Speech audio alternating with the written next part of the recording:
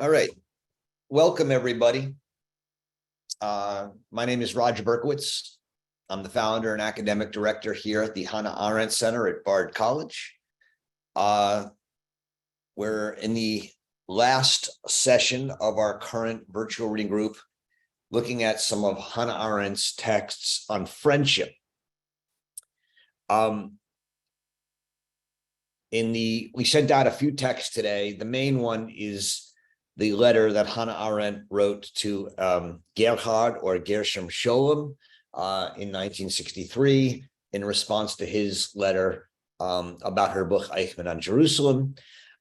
We also sent out the eulogy that Hans Jonas gave at Bard College upon her death, and also a later piece he wrote about her and their friendship. We'll focus mostly on the Scholem letter, but just a few things to point out about what Jonas wrote. Jonas and Arendt were actually lifelong friends, unlike Gershom Scholem, and they became friends early on. And he writes in the eulogy, which is really a praise of her, that she had a genius for friendship, which is a line that's been widely quoted, and one that I think for many people captures something deeply meaningful about Hannah Arendt. In the other piece that he wrote, he talks about their friendship, but also about the way their friendship was strained, primarily after the book Eichmann in Jerusalem came out. And he blames himself, right? He says, the reason we didn't talk was my fault. I cut her off. She never cut me off. And after about 2 years, his wife, Laure, says to him, this is ridiculous. She's too important a person in your life and in our lives for this to go on. And he says, I don't really know how it happened. I probably called her and she said, of course, come in. And they resumed their friendship, but never really talked about the book and the controversy around Eichmann in Jerusalem. It's just, I think, a model, or one model, for what one can think of as friendship amongst friends who fundamentally politically disagree, or who have a wildly divergent view of some political issue or some social issue or something. Can we maintain a meaningful friendship? And how do we maintain a meaningful friendship with someone we really do fundamentally disagree with? And I'm not sure I don't think there's only one model for it. I mean, there are probably people who can have meaningful friendships amidst disagreement, who actually talk about their disagreements and find it exciting or provocative, and in some way to talk about their disagreements. And there are others who simply say, look, I love you in certain ways as a friend, but I can't talk about this with you. And we can maintain our friendship, but that just is off limits. And there's both those kind of friendships, and I'm hoping that in the discussion today, we'll talk a little bit about them. Let me just say, before I talk a little bit about the Scholem correspondence, just a reminder that the topic of friendship is the topic for this year Hannah Arendt Center Conference, Friendship and Politics, which is October 12th and 13th. It's going to be an amazing 2 days. We have a great lineup of speakers, but also breakout rooms and chances for people to really engage in smaller discussions. For those who come often, how exciting these conferences are. For those who don't, I really do welcome you to join us. If you're a member of the center, which I assume most of you are, since you're on the reading group, it's free, and we'd love to have you. The registration is now open. and Jana Mater will put it in the link once or twice in the chat. So if anyone wants to register for the conference, you can. All right. That said, let me talk a little bit about the letter. So I think we only sent out Arendt's letter to Gershom Scholem. It's a response to a letter he sent her a little while earlier. He sent his letter in April. No, I'm sorry, in June 1963. She sent hers in July, I believe, 1963, July 20th. So about a month apart. But just a little background. Gerhard Scholem was born in 1897 in Berlin. So he's about. Sorry. Let's just mute everyone. So we don't have. Jana, can you mute everyone? So Gerhard Scholem was born in 1897 in Berlin as Gerhard Scholem. He emigrated to Palestine in 1923 and changed his name to Gershom and died in 1982. So he's about 9 years older than Hannah Arendt, and he died also about 7 or 8 years after she did. One thing to note is that, well, we'll come back to it, but he did change his name when he went to Israel, something that she takes a dig at in her letter to him, which one could consider somewhat unfriendly, but it's worth paying attention to. They met each other not really in Germany, at least so far as we know. She arrived in Marburg to study with Heidegger slightly after he left for Palestine. As far as we know, or I know, they first met when Arendt visited Palestine in 1935. She was leading a delegation. She was leading a group of young German Jews who were being brought to Palestine by the Jewish Rescue Committee in France, where she was in exile. And while she was there, she and Scholem met briefly. But their friendship, as far as I know, began really 3 years later in the fall of 1938. When Scholem, who was living in Israel, had gone to New York and passed through Paris on his way back to Israel. And one of Scholem's very closest friends was Walter Benjamin, Benji. And when he went to visit Benji, he spent a fair bit of time with Arendt and her new lover, soon-to-be husband Heinrich Blücher, who had become very close with Benjamin while they were all living in exile in Paris. They spoke about Arendt's book on Rahel Varnhagen, and also Scholem's work on spiritual Judaism and the Kabbalah. They became friendly. Arendt wrote to Scholem in 1940 to let him know that Benjamin had taken his life on the border. So she was the one who let him know that. After the war, they started writing very friendly letters to each other.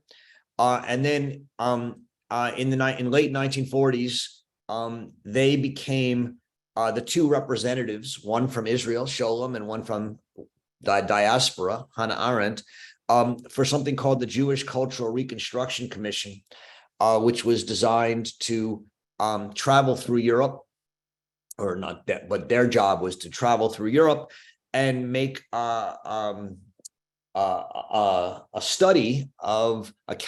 study of all the Jewish artifacts that could be found, that could be saved from the Nazis post-war, and then to figure out what to do with them. And she and Scholem were the two representatives of Zionism, of the Jewish Cultural Reconstruction Commission that were picked to do this. And over the few years that they were involved in this, they communicated quite regularly, saw each other, and became, not only friends but colleagues. From the first letters in 1940, when she informs him about the Benjamin's death, to 1960, the 1960s, they sent each other a total of 141 letters. The letters largely stop after 1963. There's only like 3 or 4 left, and they're very businesslike. Jerry Cohn reported to me in personal correspondence that he didn't hear this directly from Scholem, but that Susan Sontag had told him after seeing Scholem in Israel that Hans Jonas had called Scholem when Hannah Arendt died, to inform him of the memorial service, and Scholem said, "For me, she died in 1963." Again, that's a double hearsay reported, but worth noting. And so, in a sense, their friendship, from Scholem's point of view, largely ended in 1963. And even though Arendt lived another 12 years, and Scholem lived another almost 20 years, they really didn't communicate after 1963 very much at all. So, what caused this break, and what can we learn, if anything, about friendship from these letters? In Scholem's letter to Arendt, written in 1963 in June, he begins, "Dear Hannah, it is now 6 weeks since I received your book on the Eichmann trial." I'll just point out that about a year earlier, in April 1962, was the previous letter he wrote to her. So they hadn't written each other in a year. And in that letter, he doesn't say, "Dear Hannah," he says, "My dear Hannah." It's a small difference, but dear Hannah, as you know, dear George, dear whatever, is like a, it's a cliche, or it's how you start a letter, dear whatever. But my dear Hannah is a kind of more friendly, more intimate approach. And you can see the shift in that year after her book has come out. He had said in 1962, he begins and said, "I've read your book, Between Past and Future, with great joy." Now he says, "It is 6 weeks since I've received your book on the Eichmann trial." And he lets her know that it very much upset him. And he says that it moves around 2 centers: the Jews and their comportment to the catastrophe, and Eichmann and his responsibility. He reminds her that he studied a lot about this, that he's not a one-sided ideologue, that he understands that the Jewish question is complicated, and the question of Jewish responsibility or guilt or actions are complicated. And he says there's many points up to debate about it, but he thinks we lack a proper distance to think about the Holocaust. And then he says, "In your book, one finds talk of decisions only from the point of view of the weakness of Jewish existence." And I think this is one of the things that really upsets him, is that he finds in her a kind of a sense of only looking at the Jews' weakness. He then says the main point of disagreement is that her book is heartless. It lacks Herzentakt, a kind of tactfulness in the heart. And he says that it's precisely chemische, which, at least in this sense, if I understand it correctly, is not sort of the Yiddish, homely and stuff, but is the German malicious. It has a chemische tone. And that there is no ahabath Israel, no love of Israel. And these are really his main critiques. Arendt responds in July 20, 1963, saying, I just got home a week ago, and your letter was there, and my life's been in hectic since I got home. But I want to respond, but my response is going to be a bit shorter than maybe it deserves. That said, at the end of Scholem's letter, he had asked if he could publish her letter. He asked her permission to publish his letter, either by changing it so that it's in the third person or in some other way. And so it's important to realize that her response is written, knowing that her answer is going to be at the end, you can publish it, but not by turning it into the third person, only on the condition that you publish your letter and my response. So she writes her letter knowing that this letter is going to be publicly published in response to his. Her response comes in 4 parts. First of all, she says, "Dear Gerhard," not "Dear Gershom," right? So she calls him by his German name, not his Israeli or Hebrew name. So the first part is, she says, there are factual errors in what you write. And she largely names 2. These are not, I think, that important, but I guess she thinks that if it's going to be a public letter, she at least wants the record to be set straight. The first is, he calls her a member of the intellectual left, and she says she's not. She said, "I'm not proud of this, but I was not. I don't come from the intellectual left. I was never a member of it." She's not a Marxist. She says, "I'm not proud of this, especially during the McCarthy era here in the United States." But she says, "If anywhere, I come from German philosophy." So, factual error. The second one is a little more complicated, and I'm hoping we can figure some of it out. And if people have other ideas, I'm open to them. He says, in basically the same part of the letter, where he says that she's a member of the intellectual left, he says that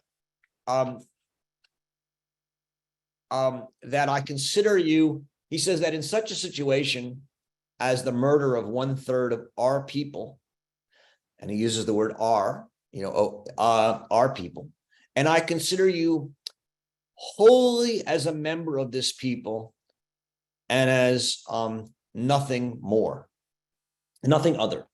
So the word holy is durchaus. Durchaus, I consider you durchaus as a member of this people. I'll read it. I'll read the whole sentence so we have it. He says, "Ich liebe in der no, I'm sorry, that's hers. I apologize. Anyway, she responds here, the truth is, and she says, you should know better. Now, what did he get wrong? What's the factual error? She says, the truth is, I have never pretended to be anything else or to be in any way other than I am. And I have never even felt tempted in that direction. It's not entirely clear what she means here, right? One interpretation is that I never pretended to be anything else than a Jew, and I've never felt tempted in that direction. And I think that's at least in part what she meant. Although what he says to her is, I've always considered you, durchaus, a member of the Jewish people. So either she's saying that he is implying that maybe she's not, even though he's considered her that,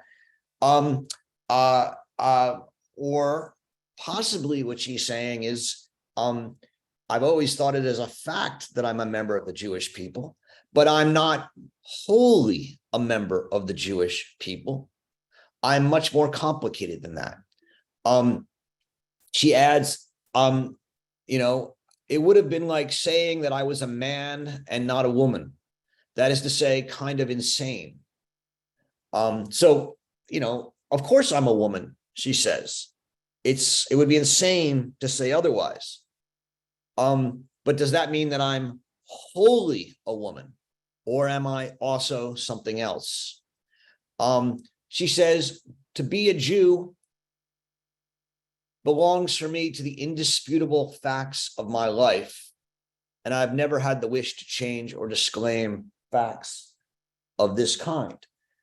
So on the one hand, she's not one of those Jews who denies being Jewish. On the other hand, it's a fact she doesn't wish to change.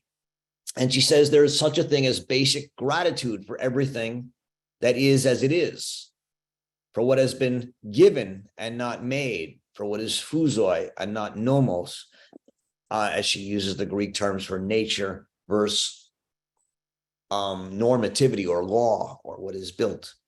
To be sure, such an attitude is pre-political, but in exceptional circumstances, such as the circumstances of Jewish politics, it is bound to have political consequences, though, as it were, in a negative way. Namely, I must identify as a Jew always and not reject that. This attitude makes certain types of behavior impossible. Indeed, precisely those which you chose to read into my considerations. So, what are those behavior which it makes impossible, which he has imputed to her or read into her considerations? Again, I have to say it's not 100% clear to me. She does say, I don't deny that I'm a Jew, and she gives an example. And she says, just as Kurt Blumenfeld, who was a good friend of hers, and who also, like Scholem, emigrated to Palestine, wouldn't change his name to a Hebrew name, even though people asked him to and criticized him for it. Now, here's where I said she makes somewhat of a dig at Scholem, who did change his name to a Hebrew name. What she's saying here is that Kurt Blumenfeld was a German Jew. He was a German and a Jew. He wasn't durchaus Jüdisch. He wasn't wholly Jewish, and he could be both. So one way of understanding this to me is the problem is this idea that she's wholly a Jew, and as wholly a Jew, she's supposed to exert what's going to come up as the love for Jewish people, this Ahavat Israel, and she's supposed to love the Jews above all else. Whereas she's saying, no, I'm a Jew and I'll never deny it, but I'm not going to make that the only and central view of my personality. Again, I that's my reading of it. I'm open to others because not 100% certain of it here. Now she says now she says, let's come to the main matter itself. Those were supposedly factual errors. And again, what exactly was the factual error is an interesting question that on the second one that I'm not 100% sure of. Now she says, let's come to the main matter of our disagreement itself, which, by the way, is a fascinating disagreement. And I was hoping that we would have sent out both Scholem's letter and Arendt's letter. I know we didn't, but if you had a chance to read both, I mean, Scholem's letter on this is a beautiful letter and worth reading on its own. And he says to her that she lacks this Herzentakt, this tactfulness, and she lacks a love of Israel. And her response is, you are quite right. I am not moved by any love of this sort. And for two reasons. I have never in my life loved any people or collective, neither the German people, nor the French, nor the American, nor the working class, or anything of that sort. I indeed love only my friends. And the only kind of love I know of and believe in is the love of persons. And then she adds,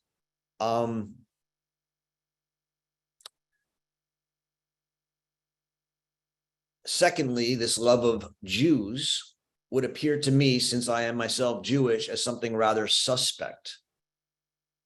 I cannot love myself or anything which I know is part and parcel of my own person. Ich liebe nicht mich selbst und nicht dasjenige, wovon ich weiß, dass es irgendwie zu meiner Substanz gehört. I can't love myself. I don't love myself. And also not that from which I know that it is in some way, it belongs to my substance, to who I am. Okay, so let's take a look at this very famous line of this letter, probably the most famous lines of this letter. I've never loved any people or collective rather than the German people, other than collective, neither the German people, nor the French and the American, nor the working class, nor anything of the sort.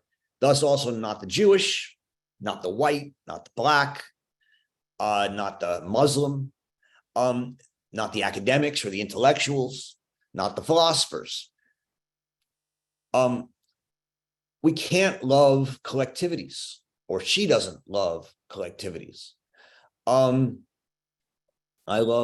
indeed love only, in quotes, my friends. Why?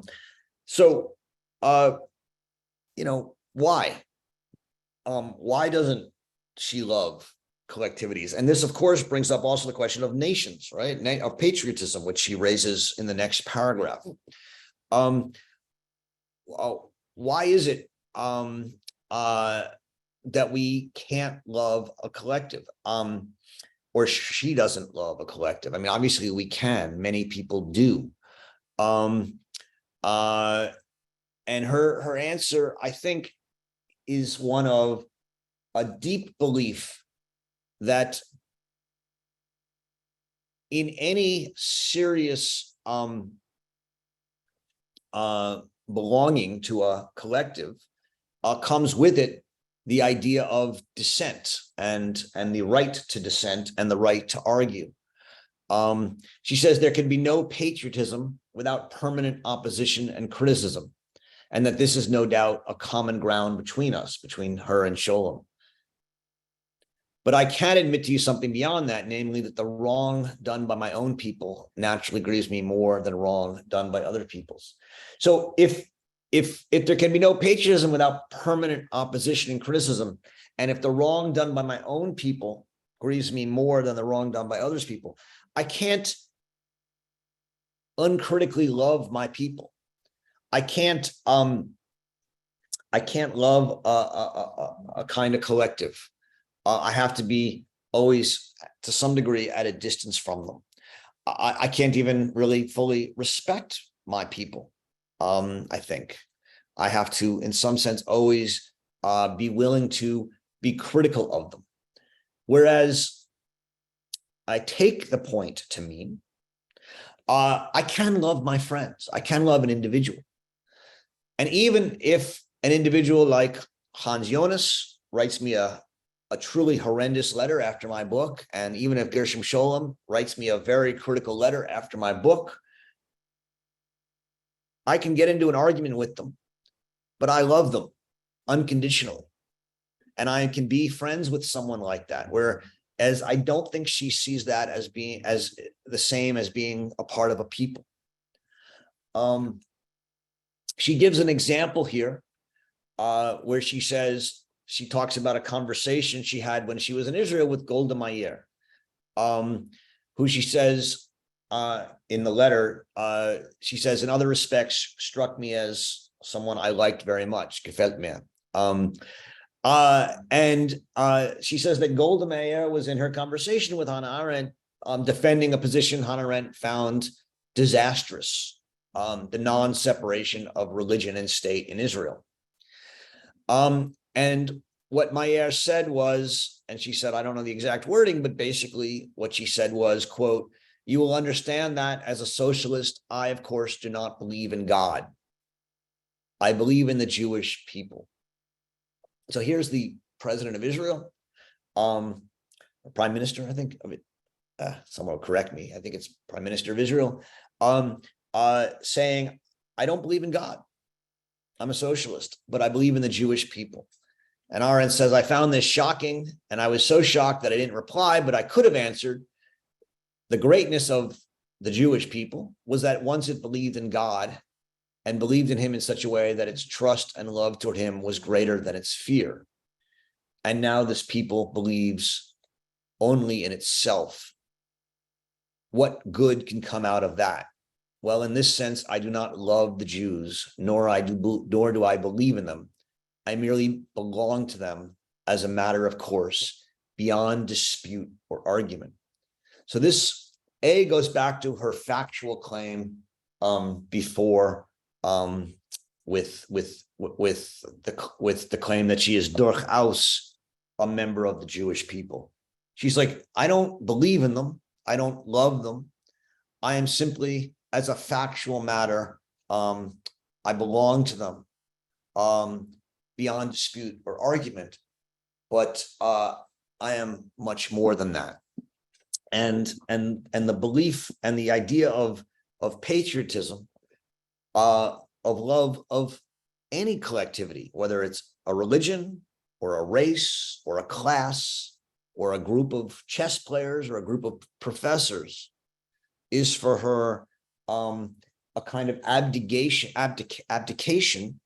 of the responsibility to be critical to all collective memberships with permanent opposition and criticism. Okay, to me, that is this controversy that she's here engaged in with him is the core of the letter. She adds in the published correspondence, it's not in the letter itself, she adds a couple lines, and I'll read the lines. They're in what you read if you read what we sent you, but they're not in the original letter. And so it's worth thinking about them because she obviously felt important enough to add to the published version. She writes, this grief, however, the grief that she's talking about is the wrong done by my own people, which grieves me more than wrong done by other people. This grief, in my opinion, is not for display, even if it should be the innermost motive for certain actions or attitudes.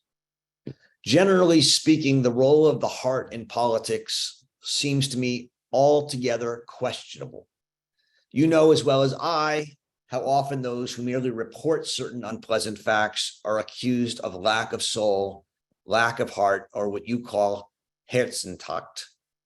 We both know, in other words, how often these emotions are used in order to conceal factual truth. I cannot discuss here what happens when emotions are displayed in public and become a factor in political affairs, but it is an important subject, and I have attempted to describe the disastrous results in my book on revolution in discussing the role of compassion in the formation of the revolutionary character. So what she's here talking about is the danger in her mind of bringing emotions into politics, especially the emotion of compassion. The German compassion is Mitleid, which is also the word for pity. And her worry is that when elites, as happened in the French Revolution, when elites seek to identify with the poor, they inevitably show compassion or pity for the poor. And in doing so, they speak for them. But the elite have to sort of prove that they are like the poor. They have to prove that they are the demagogue, the spokesperson for the people, the spokesperson for the poor. But of course, they're not, right? The elite are not poor, and they have different interests. So they have to pose as the poor. They have to claim that their compassion for the poor is pure, but it rarely is. It's usually strategic. They want power or to get elected. And thus they are opposed to the poor, and they have different interests in the poor, but they claim to be like the poor, and they claim to be part of a common national unity with the poor. And this leads them to hypocrisy. Now, hypocrisy itself is not a problem for Arendt, but if we believe that what makes politicians valuable is the purity of their compassion, then we're always going to hunt for their hypocrisy and trying to expose it. And the the effort to expose the hypocrisy of politicians is what leads to the hunt for hypocrites, the unmasking of hypocrites. And when that happens, no one is left in politics with pure motives. In all morally inspired politics, she writes, there's an insistence on unmasking the disguises of exposing duplicity and mendacity. It is the terror of virtue that aims at stripping the mask off the disguised traitor. The war on hypocrisy leads to terror in that the rulers must purge themselves for their impurities, and no one can survive in the search for hidden and corrupt motives, because that is without limit. So, her worry here that she adds in this paragraph is that the insistence that she finds in Scholem's letter, that she show compassion for the Jews, for a collectivity, leads to a kind of hunt for hypocrites, hunt for people who don't have the right moral virtue or moral attitude, which she thinks can lead to a kind of terror. And certainly there's a sense of many today that in certain circles that many of us run in, if you say the wrong thing, if you don't articulate the right love for a certain collectivity, your lack of compassion or your lack of virtue will be exposed and you will be hunted down. The third part of her answer concerns the actual Eichmann controversy itself. She basically says to Scholem, you've been influenced by the public campaign against me, and that's too bad, because most of what you say about the book, you wouldn't have said if you'd read it without that campaign. Jonas, in the letter, in the essay you read for today, says that this was sort of an arrogant approach, and it probably was, but it may also be true. I'm not going to go into the Eichmann controversy. If you want to ask questions about it, that's great. And finally, I just turned to the last paragraph in the conclusion, where she writes, you propose to publish your letter and you ask if I have any objection. My advice would be not to recast the letter in the third person. The value of this controversy consists in its epistolary character, namely in the fact that it is informed by personal friendship. Hence, if you are prepared to publish my answer simultaneously with your letter, I have, of course, no objection. So the value of the controversy is in its epistolary character, that it is informed by personal friendship. I think what she's after here is that if the value of publishing this correspondence is not in their debates about Eichmann or about her book, because she thinks she's simply wrong, it's not in that. It's in how do you debate, how do you have friendship amidst disagreement. It's how does a personal friendship underlie living in the world with others who are different from you and disagree with you, and that is a theme that we've talked about the last 4 weeks that I think was absolutely central, both to Arendt's idea of personal friendship, right, but also to her idea of political friendship, which is another aspect we didn't talk about so much today, but I've talked about the last few weeks. How do you respect others as political friends, as citizens who you find their views wrong or even really rabidly wrong? How can you have some sort of a friendship or political friendship with them? And she says that's the value of the letters here. Okay. A lot of questions already. I'm glad there's engagement in these. Reminder, first of all, the chat is open. Please, if you do write in the chat, be respectful, be friendly. We are talking about friendship. You can certainly disagree with others' ideas, but please be respectful of their person. Secondly, you can raise your hand under the reactions button down at the bottom of your screen, click raise hand, and engage in the discussion. Just a reminder, if you're interested in these questions, we're going to have an amazing conference, 2 days talking about this, October 12th and 13th at Bard. And the registration link is in the chat. We'd love you to join us. All right, Jason, you're up. Yes, good afternoon. Thank you, sir. Just to recap, so I think I understand what the shape of the position that Arendt is starting from, which was really what you read from 467, that there can be no patriotism without permanent opposition and criticism. And it feels like she's simply saying patriotism is an identity politics, and its true effect is in regards to internation issues. But once we are applying it to domestic issues, we are taking away our own agency. We're not creating space for us to have meaningful dissent. What's the point of us coming together at all if we're not going to have meaningful dissent? Am I grasping that structure? Yeah, I mean, patriotism, nationalism is simply another kind of collective identity, right? Whether I'm German or American or white or Jewish or Black or Muslim, I'm a member of a collective identity. And there are advantages to being a member of a collective identity, right? Many of us have taken it very seriously to be a member of a collective identity, sometimes multiple collective identities. But she's a fundamental, she's a real critique.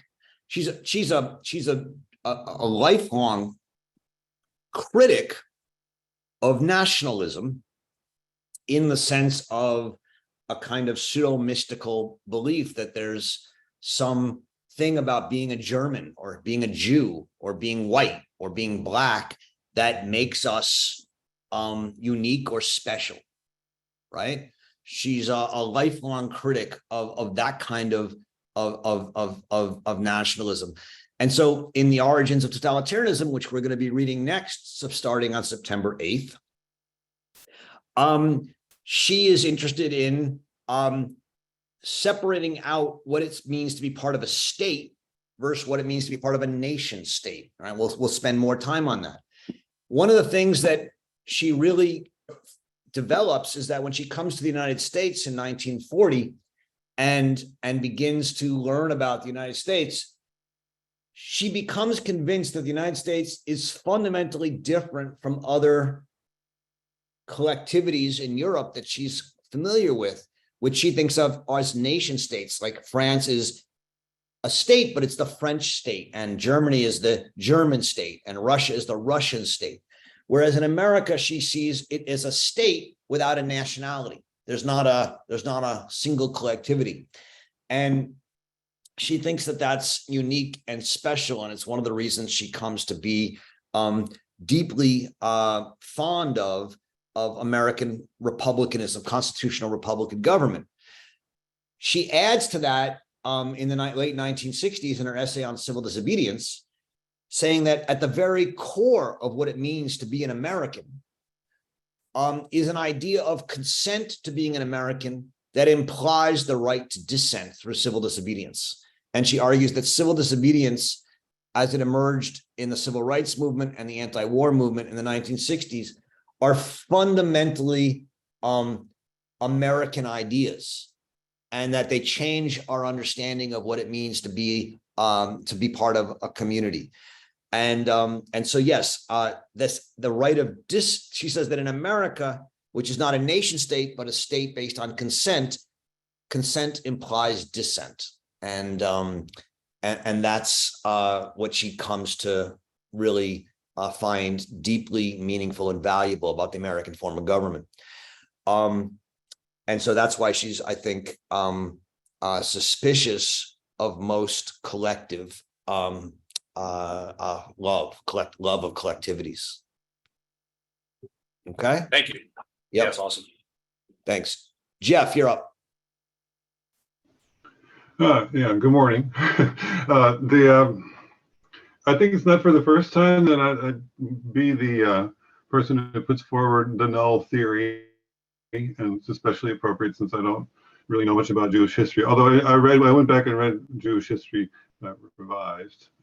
That was interesting. But so I think, in other words, the null theory being the simplest possible thing, instead of, trying to find something usually more pleasing to us and usually more intellectual.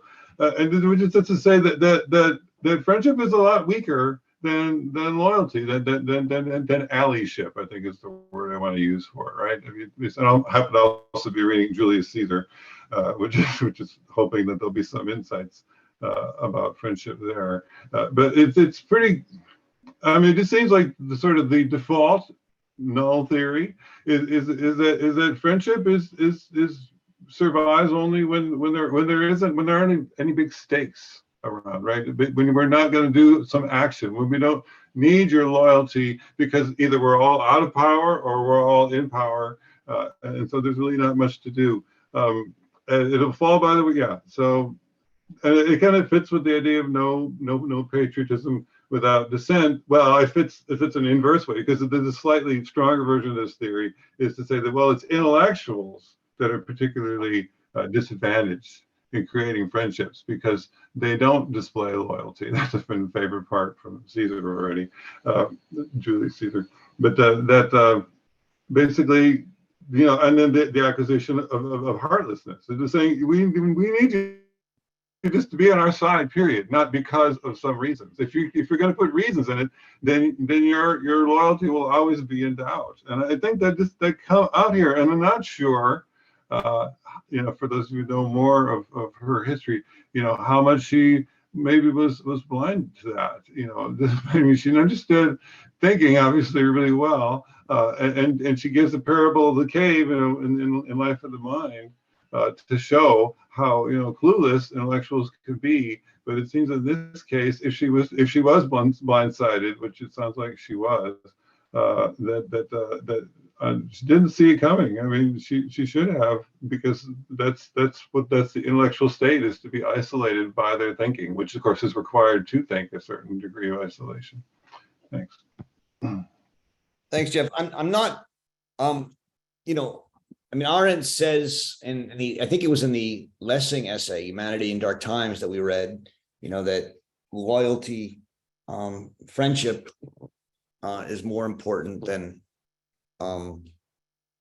truth, and that loyalty is more important than the truth. She says something of the same sort. I think here, I'm not going to find it. But yes, I mean, I think for her, friendship is something you hold on to, even if someone who's your friend does something you find truly upsetting.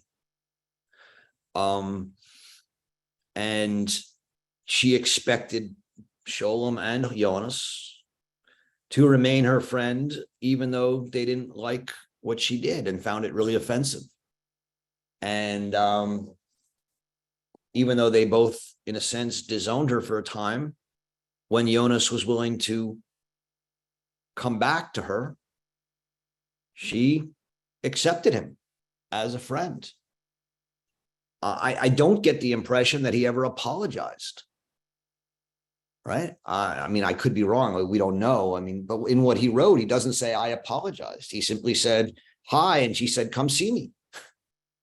And so it's a kind of love beyond, and love and respect beyond agreement. I mean, I think it does raise the question of what this friendship is about, right? What is it? What is it? What is friendship? That, if someone, I mean, just think of, I don't know, what's a good example? Your friend,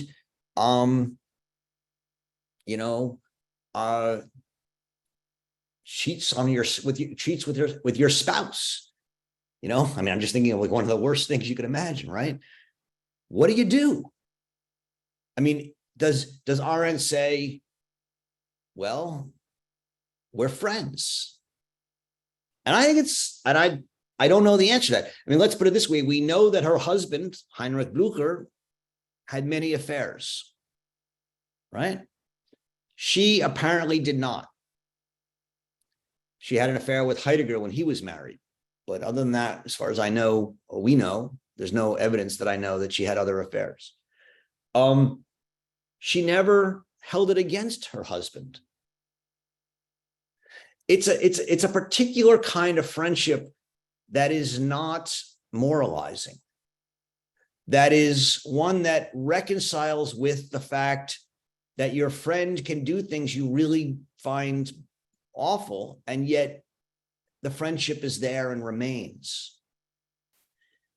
And how, whether you find that meaningful and beautiful or stupid and naive, I think, well, I think probably I could probably split this group down the middle. I don't know. My guess is that many of you find her idea of friendship somewhat naive. And I think many of you probably find it quite beautiful, but it's an idea of friendship that I understand it, that is really based in a foundation of trust, respect, and a belief that the world and your world is better with that friend in it, even with all the other things that you might be offended by that they do. And that's the claim I take her to be making. John. Thanks for calling on me. Her response to being identified as a Jew and having behind that identification some kind of essence that gets at her personality seems to me to be a refusal on her part to be identified by external determinants, accidents of birth, accidents over which she has no control. She seems to have very deep in her soul a concept of freedom and independence that refuses to be limited by external determinants, such as being Jewish, such as being a woman, such as being married to a person who cheats on her, and so on. So that's one thing about her. And I think it also goes to kind of what Socrates said about the self. What he kept on saying is, gnosti seaton, know thyself. And it's a lifelong project, which implies that it's bottomless, that you can never get to know yourself. And so it's a lifelong project. But you can recognize in others who become your friends or lovers or both, intuitively, some depth that you share, or some question that you share, that you deeply, deeply care about. And even if a Jonas or a Scholem really strongly disagrees with you, you still respect them because they share with you a desire for truth. And we can all make mistakes. We are all fallible. She recognizes that in herself, despite her arrogance, which I think is well-deserved because she is extraordinarily deep and brilliant. Despite all the errors that we can make, including ourselves as well as our friends, there is some deep recognition of spiritual value and truth value in the other. That's all. Thank you very much, John. I mean, I think everything you say is right. I just want to remind us that even though she is fiercely independent, and, it's one of I really love that line where she says, the problem that you have and that my Zionist friends have with me is not that I'm anti-Zionist, because I'm not, but that I'm independent. and they're not used to reading someone who's independent. And I think that's so true for most of us today. But as much as she's worries about collective identifications, she never, ever toys with the idea or considers the idea to not think of herself as Jewish. And what she says is, there are things that are a fact, but also in certain political situations, they are required to identify yourself as Jewish, which is why when she goes and accepts the prize in Denmark, she says, I'm here as a Jewish woman in Europe, because she says, after what happened in Europe, I can't deny, I have to not only not deny it, but I have to actually front load it. And there are times when, and that is required. And in the Lessing essay we read, where she says, there are times when it would be completely wrong to deny you're a Jew. But she says there are times when it might be completely wrong to emphasize that you're a Jew, right?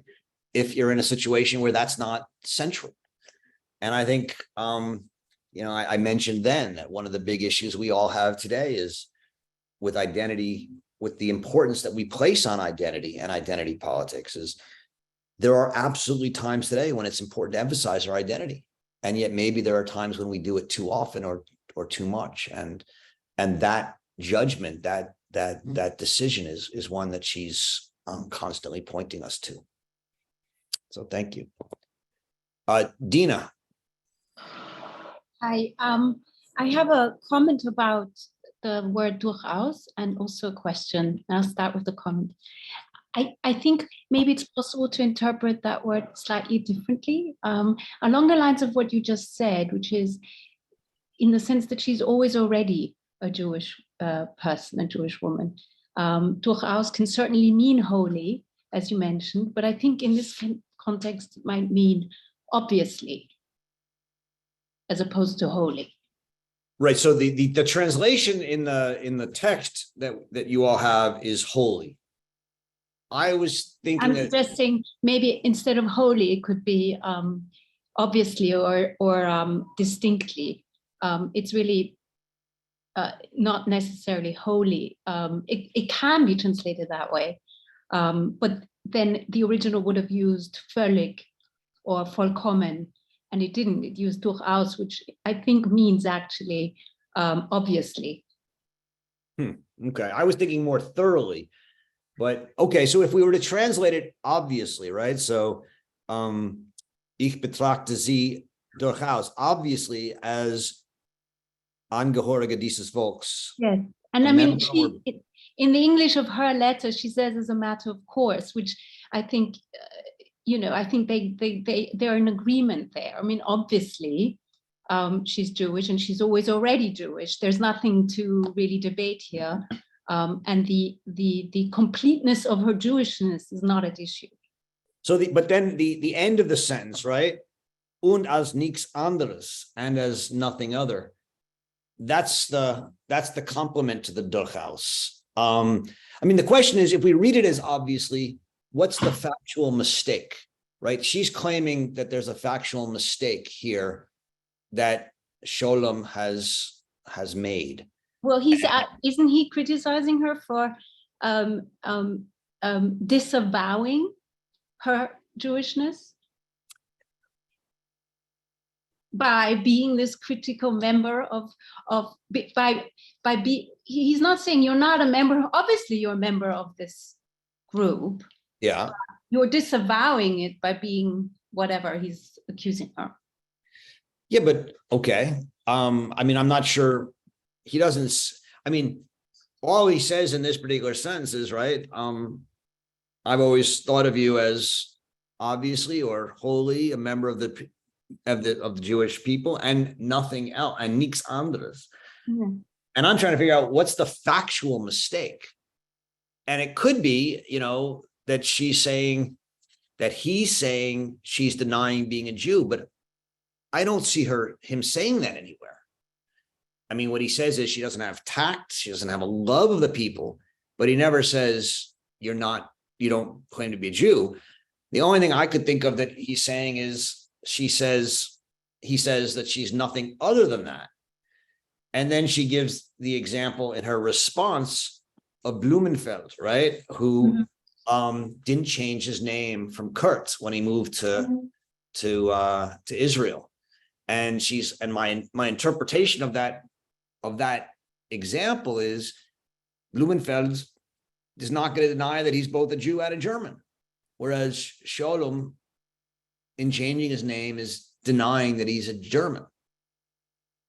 I take that to be, again, I don't know. I'm not sure I have the answer. I don't know. Is he denying that he's German, or is he rendering himself Israeli? I'm not. Okay, I think it could be both.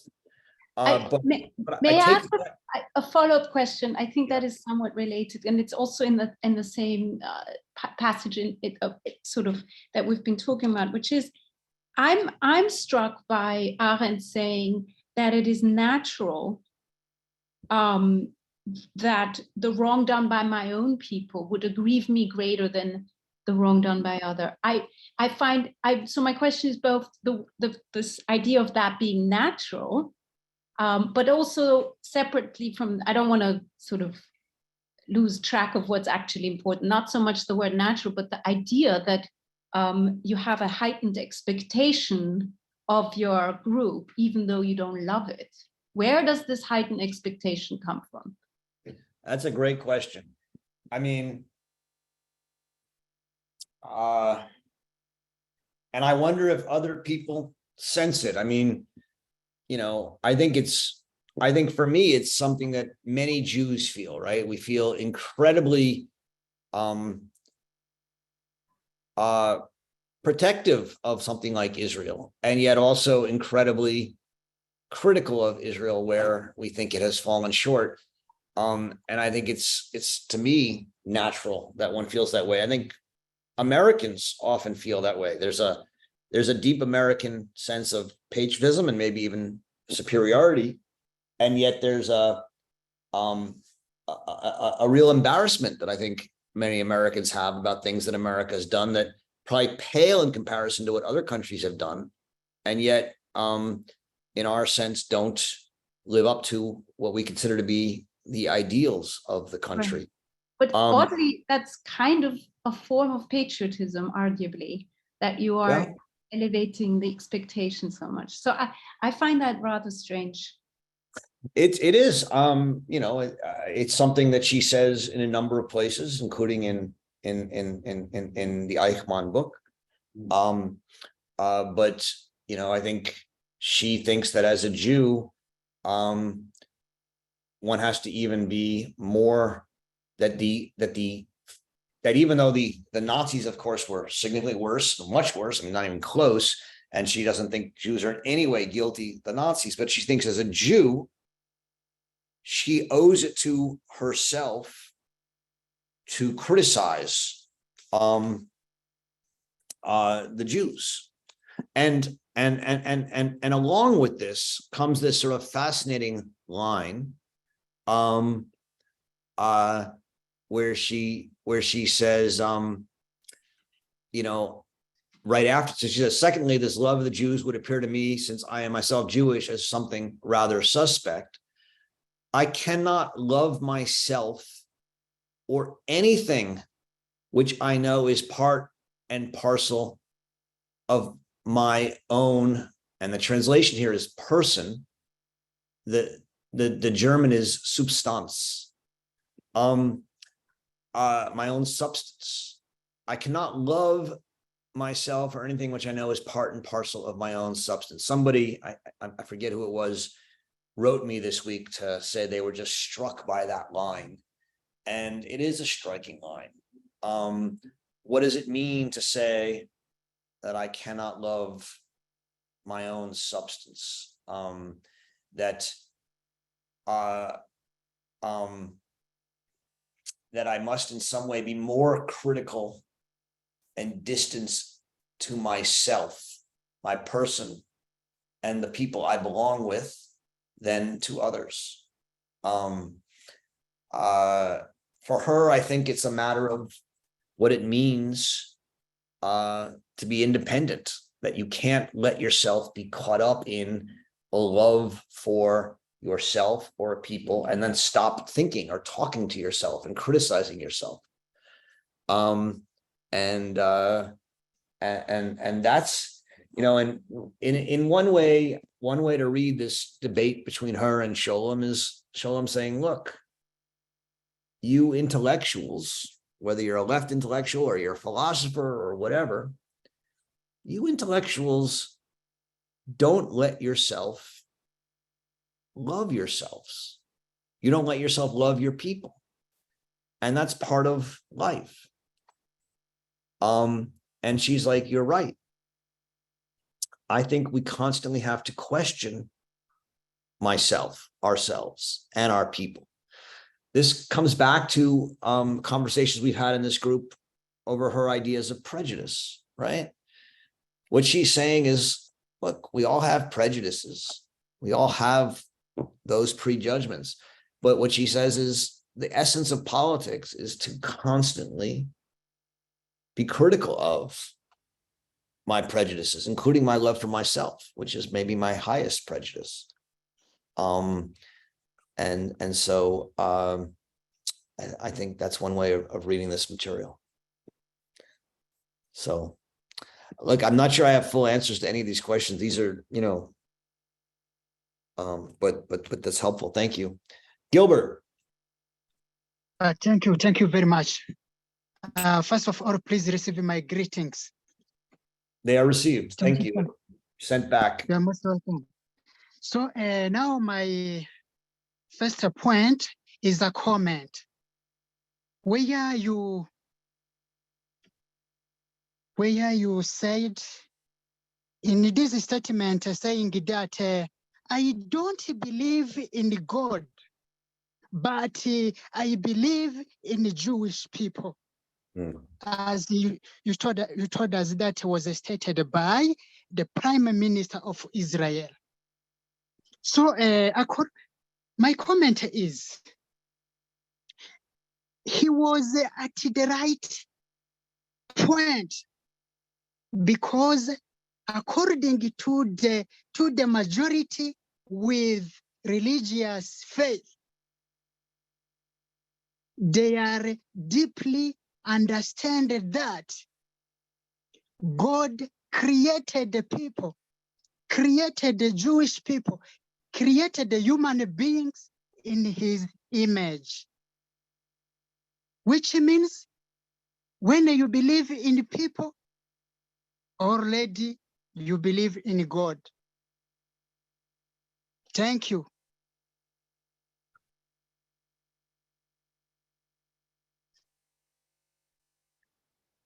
You believe in the people. You believe in God. I think there's a way in which in religious Judaism, that's true. I had a teacher many years ago. He was the head of Jewish studies at Oxford for a long time and then became a law professor where I worked with him, David Daube, one of the great Jewish scholars of the 20th century, who wrote a wonderful little essay called The Nails, which I encourage anyone to look at if they're ever interested in it. And in that, he makes the case that against the Christian criticism of Jews for being legalistic as opposed to believing in the spirit. The argument is that Christians don't believe in a Torah with laws, but believe in the spirit in your heart. The Jews follow the rules and the laws of the Torah. And the classic Middle Ages anti-Semitic trope is that the Jews don't actually believe, but are simply legalistic, whereas Christians are the true believers. Against this, Daube argues that to so give oneself to following the incredibly rigorous rules of the Torah and of Jewish life would be impossible without belief, and that it's a better illustration of belief than the Christian simply having God in one's heart. And I take Gilbert's point to be somewhat similar about about believing in the people. But I think for an atheistic, non-religious communist or socialist part of Israeli society, such as represented by Golda Meir, the belief in the people doesn't lead to a belief in God. And that's Arendt's critique of it, is that it leads to nothing but a belief in the people, and thus an unwillingness to criticize or distance oneself from the people. And it's a kind of, and I think one can see that in many identitarian communities today. Certainly there's a lot of fear of criticizing the Jews, at least when I was growing up, of criticizing Israel. On the other side, there's people who criticize Israel for things that many other countries do much worse, but they don't criticize the other countries, they criticize Israel, and there's a question whether this is anti-Semitism or not. But in many communities, including many liberal, simply liberal communities, to say certain things and to criticize liberals is considered to be wrong, because we simply believe in our liberal world or our liberal politics, and anything that shows us not to be on the team means we're against the team. You're either with us or against us. And I think that's the attitude Arendt is worried about. Thank you, Gilbert. Hannah. I don't know if I should say Hannah or Hannah, but I never know anymore. Oh, yes, it's Hannah. Hannah. So I'm very frustrated because I wish that we had Scholem's letter. And I read it. I've read it in the past. And I tried to find it because I've got all these volumes, but it wasn't anything I had. But I did find excerpts of it. But I wish this discussion had more closely followed his letter, because, okay, so they exchanged 142 letters over the period of the 30s through the 60s. And they started out much close. I believe, first of all, that Zionism and their responses to it are at the heart of what we're discussing in her letter now, just as Zionism and people's responses to it continue to be so problematic for relationships among Jews, among Americans, left and right, et cetera, et cetera. And I think that, Scholem and Arendt started out much closer in terms of their approach to Zionism early on than they did post-Holocaust. And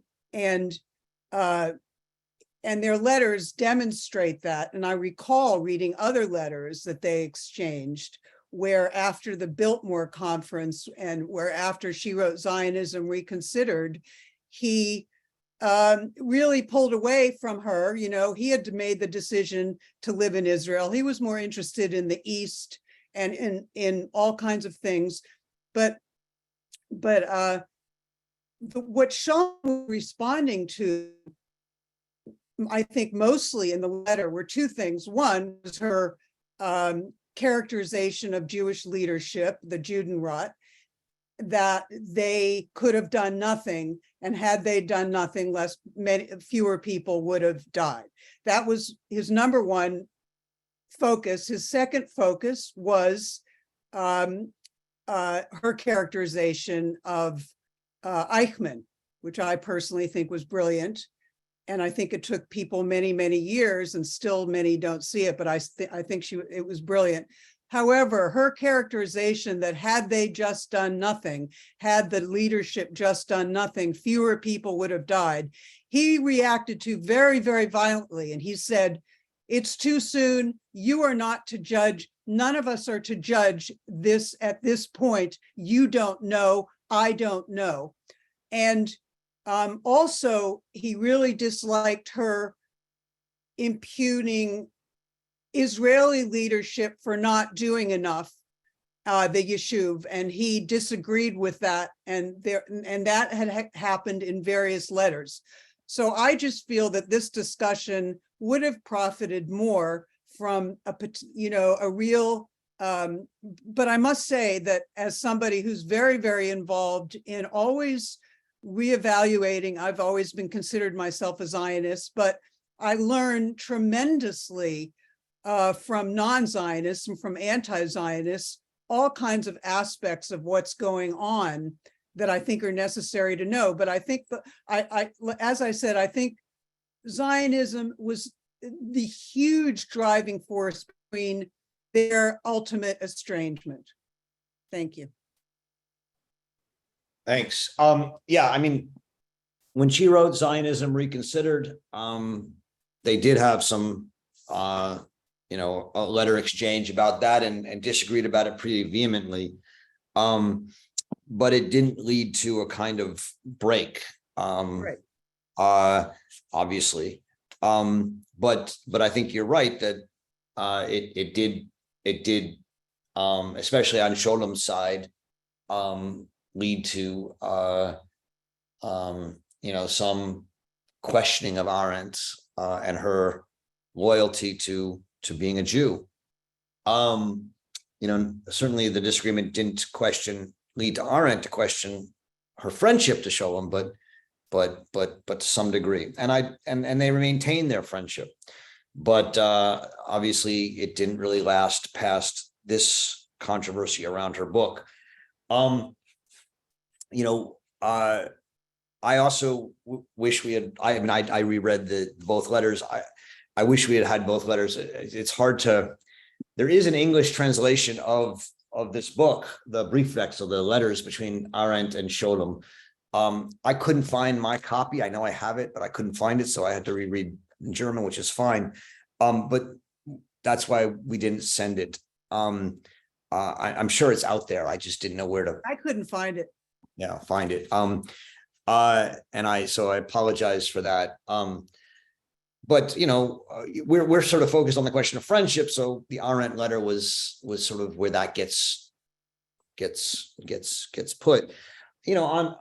You raised some of these points that come up at the end of Scholem's letter about the Judenräte and others, and he does have things to say about them. Arendt doesn't take them as seriously because she thinks he's simply wrong about his characterization of her. I think she thinks that people have mischaracterized what she said about Right. the Judenräte and other things. So, and I think she thinks he simply didn't read her book that closely on those matters, and so she doesn't find it very emotional. Yeah. So we didn't spend as much time on it.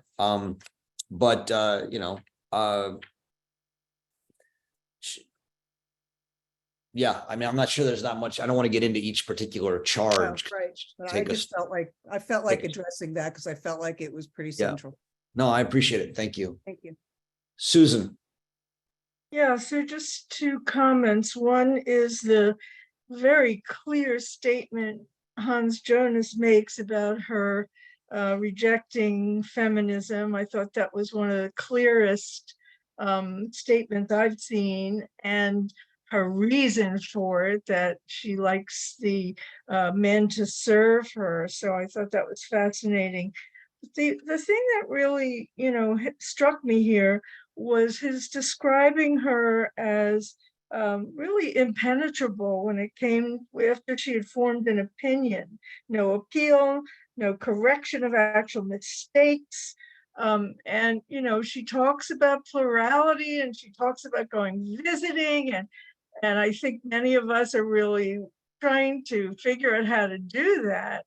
And yet this description is pretty damning, I thought, of her own inability to really engage. I mean, she says she wants to have these controversies in friendship, but in this case, it sounds like she didn't.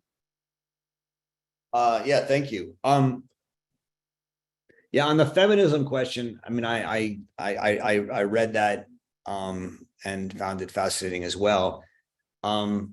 It's there are privileges of being a pariah, as she writes in the Lessing essay, and she finds that there are privileges of being a woman in a sexist society. Yeah, I mean, there's certainly a privileged woman in a sexist society. But if anyone wants to talk more about that, we can. The other, Jonas's other critique, which Susan brings up, definitely is one that I was also attending to, and I think is correct.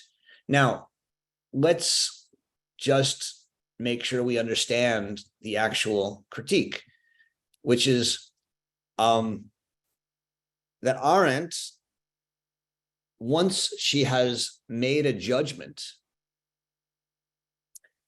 is very hard to move from that judgment. What Arendt would say is, you're right.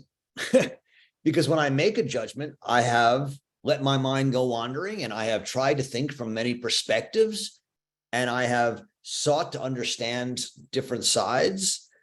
I've engaged in a plural discussion, and here's my opinion, and it's my opinion. Now, if she were to say, I'm not willing to talk about it, that would, I think, be problematic. But she's not the one who says she's not willing to talk about it. Jonas is the one who says he's not willing to talk about it. He's like, I couldn't convince her, and therefore I stopped talking to her. So just like her opinion is unflappable, his was even more unflappable, or more unwaverable. Are there moments when Arendt changes her mind? Well, in this exchange of letters, we have evidence of one, right? She says at the end, I've changed my mind about evil, right? From what I wrote in Origins of Totalitarianism about radical evil, to now thinking that evil is banal. And if you had known me, you would have known that I've changed my mind. But you're right, I did change my mind. We know the time when she wrote to Ralph Ellison and said, she changed her mind about the importance of suffering and sacrifice in the activity of the Black protesters. So I don't think Arendt is unpersuadable, but I think she's someone who, when she comes with an opinion, she comes to the opinion having thought that she's thought it through from all sides. And the fact that people disagree with her doesn't mean, well, she should change her opinion, right? Just like the fact that she disagrees with them doesn't mean they should change their opinion. There's a kind of arrogance in Jonas's view that I knew more than her. I know more about Judaism than she does, and therefore she should listen to me. And she didn't listen to me, and therefore I'm not going to talk to her for 2 years. I mean, think of it from that point of view, right? Her point of view is we disagree. You think your thing, I think my thing. Let's be friends. And he's like, no.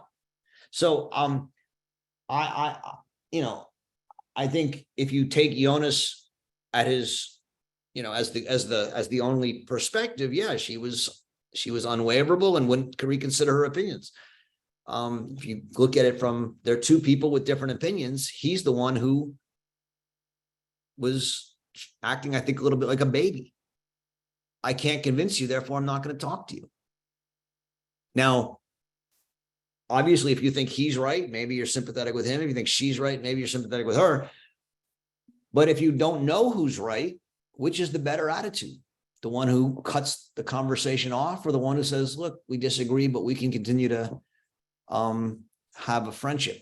And I'm not even sure it's not a simple answer there, because as I talked about, I think 1 or 2 weeks ago, or sessions ago with, I think, Bill, there are times maybe that we feel the need to cut off conversations. And yet, to me, that's the provocation Arendt offers us, which is that if we are friends, that loyalty overcomes that, and that we need to learn how to prioritize friendship over moral truth or moral rightness, which I think is very much an untimely thought today. And maybe some of us don't like it. Miriam.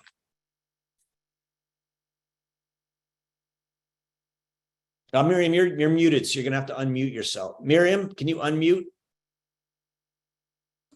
Can you hear me now? Yes.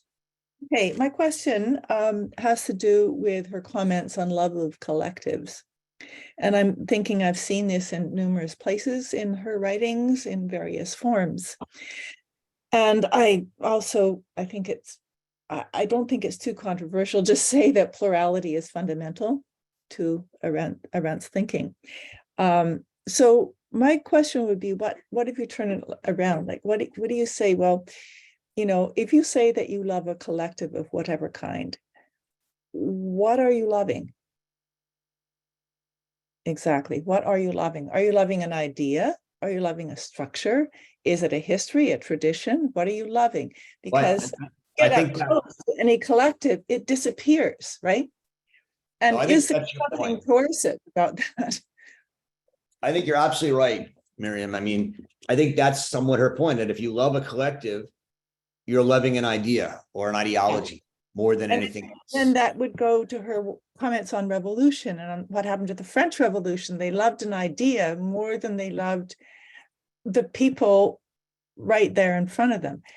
I'm trying to imagine from her point of view. I'm not trying to make this point myself because I don't think my history is good enough, but I'm trying to extrapolate from what I've read from her and from her, this repeated notion that if you love a collective, she doesn't love a collective. So yeah, that's what I'm thinking, that there's an element, maybe to her ear, there's an element of coercion in such a love. It says, you must be this. This is as I imagine you. I think you're right. Thank you. Okay. Akva, I don't know how to pronounce this. I apologize. Akva? You're muted. Yeah. Can you unmute?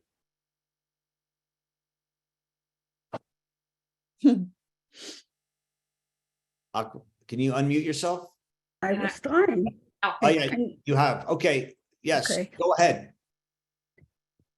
It's a comment and it may not be exactly to the subject, but we read Arendt in Israel from the age of, I think, 11 years old till we finished the army and in the university.